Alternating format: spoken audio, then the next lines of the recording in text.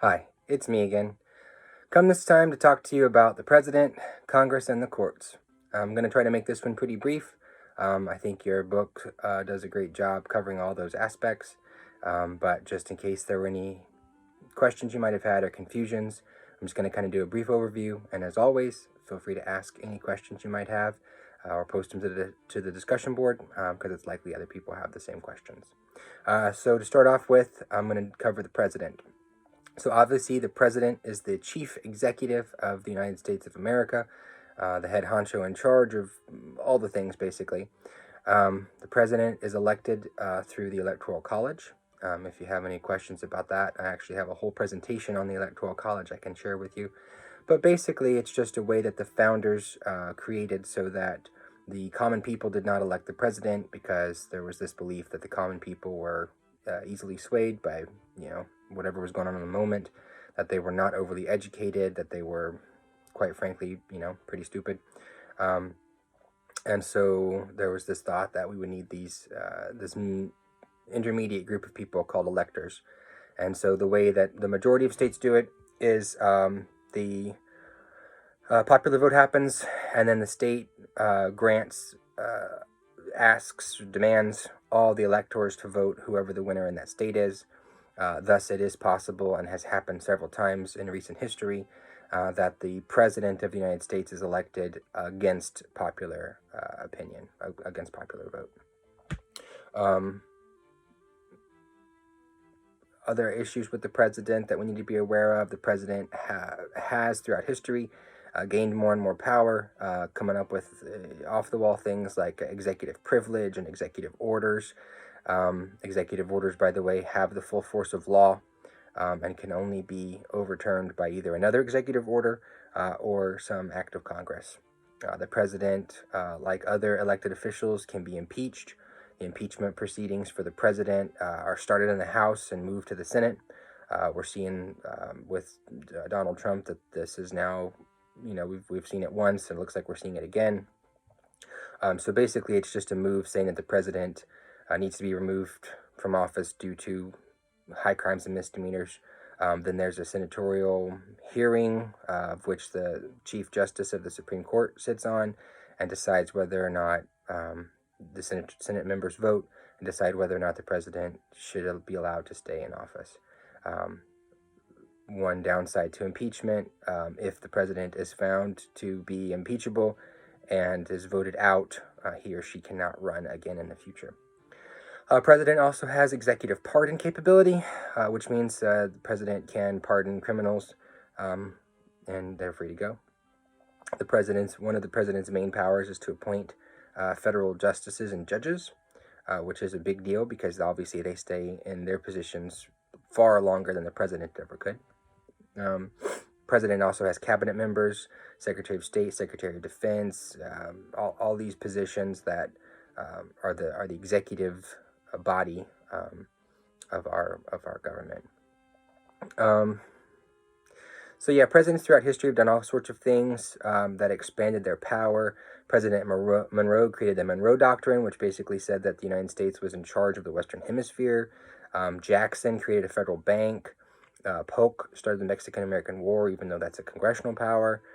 Lincoln came up with executive orders, executive power, executive privilege. So yeah, the president is the head of the state and also the head of the government. One notable thing that happens with the president is whenever there's some sort of issue with the country or threat or whatever, we see this rally around the flag maneuver, where the president is just heralded as like the leader of the world or whatever and can do no wrong. This happened overnight with George W. Bush after 9/11. Just unending support for the president. So yeah. Congress. Congress is made up of 100 senators, plus the vice president is the tiebreaker and is technically the head of the Senate. The House of Representatives has 435 members, and they are based on population. So states like California have, 50, where states like Wisconsin have 1. Senate 2 per state, Congress based on population. That was the compromise to try to create equity and fairness. House of Representatives members serve 2 years. Senate serves 6. There are no term limits. They can run as many times as they want. The House is in charge of all money bills. The Senate, because there's only 100 members, has an interesting phenomenon that they call the filibuster, where senators can talk and talk and talk and never stop talking if they want to try to stall things. Both houses of our bicameral Congress have committees. So they have standing committees that, last. Then they have select committees that can be created for specific reasons. And then you can have committees that span the houses. So a joint committee would be one that has members from both houses. And then a conference committee is a temporary joint committee. Members of Congress act in ways where they supposedly are representing the people. There's different models for that. Your book mentions a delegate model. That's where representatives are supposed to exactly represent the people. So, for example, if you are a representative and you don't believe in X, but your constituents do, then you should do X. Then there's the trustee model where people are elected and there's this belief that, well, you elected me, so you knew what I stood for. So, if my delegates, if my constituents believe in X, but I believe in Y, but they elected me, then I'm going to go with Y because, they elected me and they knew what they were going to get. And then there's the political model, which tries to balance both. There's some interesting congressional dilemmas going on with the fact that members of Congress simply do not represent the people that they are supposed to be representing. For example, the demographics of them are all off. There's too many men. There's too many white people. There's too many millionaires. There's too many lawyers. It doesn't correctly reflect the population, although that is changing as of late. As far as the courts are concerned, the Constitution only establishes the Supreme Court. All other courts have been established since then through either state constitutions or laws or the courts deciding on their own. The Supreme Court is currently run by 9 justices. Those justices serve lifetime appointments, and any original jurisdiction issues that go to the Supreme Court, for example, a state versus state court case, are decided there. Otherwise, most of their cases are appeals from lower courts. You have to submit a brief and a writ of certiorari if you want your case heard. The Supreme Court hears somewhere between 1% and 10% of the cases submitted to them. And of course, the only thing that can overturn a Supreme Court decision is another Supreme Court decision. If you're at the Supreme Court, you get 30 minutes for each side.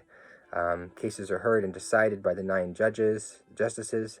There is a majority opinion that is the decision of the court, and then we have the dissenting and the concurring opinions if you agree for different reason or disagree totally. As far as the courts are concerned, they are the least talked about branch. They come third in the Constitution, but yet somehow they have become, I would say, the most impactful, specifically because Justice Marshall created judicial review, which allows the Supreme Court to rule on matters to be either constitutional or unconstitutional.